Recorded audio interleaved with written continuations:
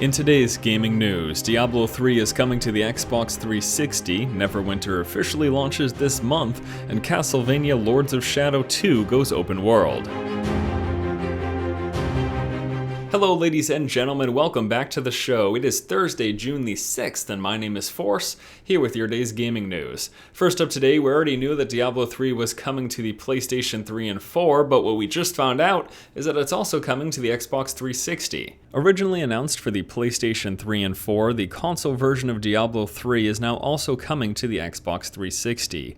Anyone who decides to pre-order the game from Walmart, Amazon, or GameStop will also receive an Infernal Helm, an in-game item that adds an experience bonus while leveling up.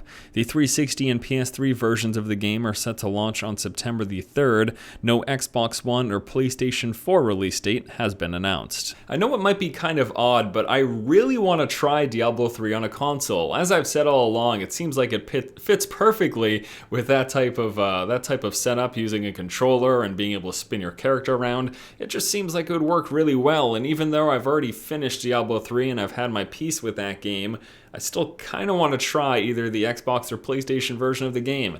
Plus, they're getting some stuff that the PC version isn't, which I know lots of people are still pretty pissed over. Next up in news, Neverwinter has gotten an official release date, as well as some brand new content that will be added to the game. Currently in open beta, Neverwinter is a free-to-play MMORPG set in the Dungeons & Dragons universe. The game officially launches on Thursday, June the 20th, which coincides with the addition of the Caverns of Gauntlgrim content pack, a new 40-player endgame event comprised of both PvE and PvP elements. Seeing as the game is already in open beta, you can technically hop into what I would consider a soft launch and get playing right now, but the official launch of the game, which is supposed to be, I guess, the non-bug version or feature-complete version, which will include this new content, will again be happening later in the month. Now, I really enjoy Neverwinter. If you haven't tried it out, definitely give the game a look, either now in open beta or once they add the new content and get the full release later in the month here on June the 20th.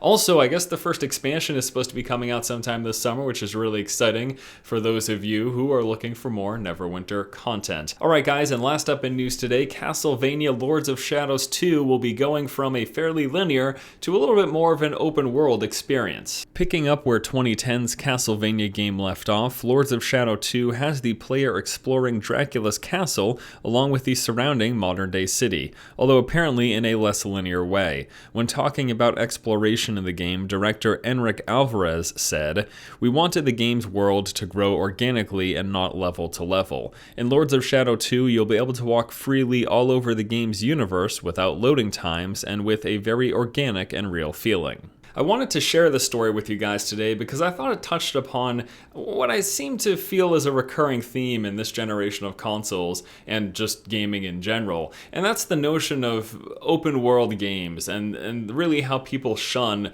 linear experiences and story-driven experiences, or at least what I consider story-driven experiences. You know, when you have an open world setting and you're able to meander about, it certainly gives more freedom, and some people say creates more immersion in the world, but I think one big negative to open world experiences is how it takes away from the story aspect of the game, because it takes away from those story beats. I mean, if at any point you can wander off for 2 or 3 hours and just do whatever, it sort of pulls you out of that main narrative. I mean, this is a problem that I have with open world games. Like in Skyrim, I would start on that main story quest and then I'd get lost in a cave and then I'd explore on top of a mountain and fight a few dragons, and all of a sudden I didn't really care about the main story anymore because it's been 4 or 5 hours since I've even experienced the last part of it. So story-driven linear experiences versus open world experiences. I want to know what you guys think about this, which type of game you prefer. I know there's a lot of negativity towards the linear games, but I don't think that should be the case. I think we should just realize they're two separate types of experiences. Alright guys, that is going to do it for today's episode of the show. As always, thank you so much for watching. Once again, this has been Force, and you have just been force-fed. Look, I'm not trying to argue against open world games. Freedom of exploration and to do what you want is a great thing. I just think it's harder for those type of games to tell a story and finish a thought without getting distracted.